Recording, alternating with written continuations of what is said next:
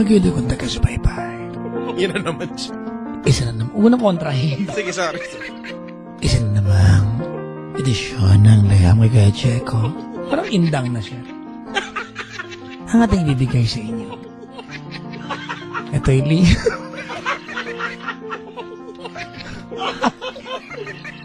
Ito'y liham ni Trixie. Huwag ka kasi.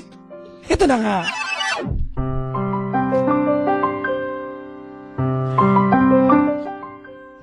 Good morning sa inyo lahat.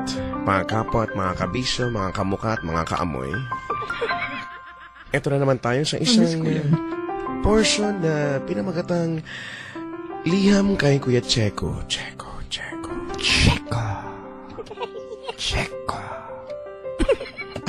Parang toko. Ang sabi sa liham, Dear Kuya Checo, magandang umaga po. Ang aking liham ay tungkol sa isang bagay na hindi kayo interesado ni Papa Jack. Naka-ready yung baseball bat ko dito. At yun ay pagkain. Ay, totoo yan. Ay, naka. Totoo yan. Close na kami kagad na nagsulat. Itago nyo na lang po ako sa pangalang Trixie. Pero pakiusap po, wag nyong ilabas. Corny ang part na yan, ha? Isa po akong call center agent sa isang kumpanya na pilit na nakikipagsabayan sa mga sikat na BPO companies, pero hindi naman sumisikat. Bastos na empleyado yan. Mapaalam ito sa Ito ang napili kong propesyon dahil alam kong malaki ang sweldo dito upang matugunan ang hilig ko sa pagkain. Mahilig kasi akong kumain sa mga kilalang restaurant tulad ng mabanggitin tulad ng Viking sa MOA, Tim Ho Wan sa Mega Mall, So, shit. Jollibee sa Hong Kong, Akala ko nga, nagmura ng konti. Dad sa Glorieta, Wow. at Angel's Burger sa Kanto. Walay. Kabalin sa Trinoma at Pansit Canton sa bahay. Isang araw, habang nasa buffet ako, may nakilala akong lalaki. Sabay kasi naming nakuha yung last piece ng crispy pata sa buffet. Sandali kaming nag-agawan, pero dahil siniko niya ako ay nabitawan ko ang crispy pata at nakuha niya ito. Imagine mo ba yun? Imagine mo gano'ng kakitangatig ng pag ginawa niya. Napakagahaman naman sa crispy pata. Sobra naman yun. Ako nga pala si Lester. Pakilala niya sa akin. Nabanggit din niyang wala siyang kasama sa mesa kaya nagpasya kami na mag-share na lang kami ng table. Uy, takto yan, Chico, kasi hindi pa nag-buffet ka mag-isa. Hindi maganda na mag-isa ka lang. Hindi mo ma-enjoy. Maghanap ka talaga ng mag-isa rin. Tama. Di ba? Tama. Nagpasya kami na mag-share na lang kami ng table para may kakwentuhan din naman ako. Mabait siya, Kuya Checo. Makwento pa. Habang nilalantakan namin ang lechon na may bagnet at sisig with toko at baboy on the side, doon ko nalaman na siya pala ay isang food nutritionist. Hindi agad ako makapaniwala, Kuya Checo. Pero dahil mabait siya ay naisip kong baka nga totoo ang sinasabi niya. Simula noon ay naging magkaibigan na kami ni Lester at napapadalas na ang aming pagkikita. Naging hobby na din namin ang mag-food trip. Hanggang sa dumating ang araw na niligawan niya ako. Siyempre, nagpakipot ako. Kaya ang sabi ko ay pag-iisipan ko muna.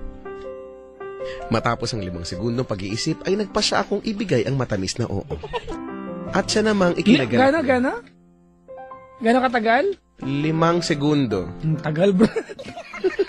5 segundong pag-iisip. Mas gusto ko nang kakalose yung huling caller natin. Makalipas ang ilang araw ng pagiging magkarelasyon namin, nagpasya siya na ipakilala ako sa pamilya niya. Doon ko din nalaman na magaling pala siyang magluto, Kuya Checo. Iba't ibang potahe ang niluto niya nung araw na yon, gaya ng instant noodles, pritong hotdog at itlog, lomi at nilagang talong. Habang kumakain kami, Kasalo ang kanyang pamilya at dito nabanggit ng nanay ni Lester na ang gusto nilang maging asawa ni Lester ay magaling din magluto. Kasi ayaw daw nila ng ginugutom. Sabay nagtanong ang kanyang tatay sa akin kung marunong ako magluto. Natigilan ako, Kuya Checo. Munti ko nang malunok ang buto ng... Munti ko nang malunok ng buo ang footlong hotdog na subo-subo ko. Dahil ang totoo ay hindi ako marunong magluto.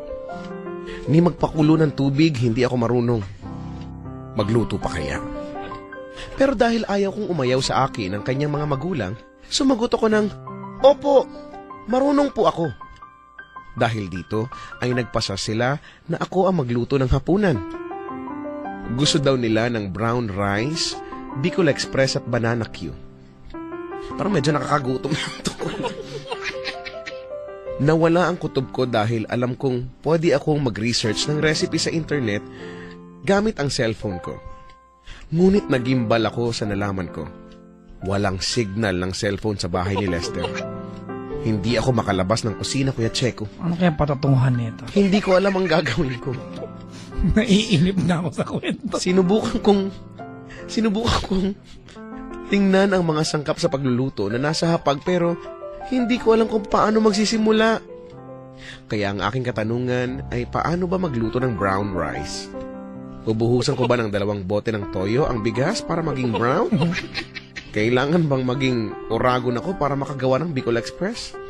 At yung banana Q? Paano nagkaroon ng glaze ang saging kung ordinaryong asukal lang naman ang meron? Sana po ay masagot niyo po ang aking katanungan dahil 3 oras na sila naghihintay. At Sila kang bumenta! At sigurado, nangangamatay na sila sa gutom. At hindi na rin uubra ang aking dahilan na ayaw magsindi ng kala nila. Lubos na gumagalang. Nagka-point, ha? Palakpakan natin, mga kaibigan. Palakpakan po natin.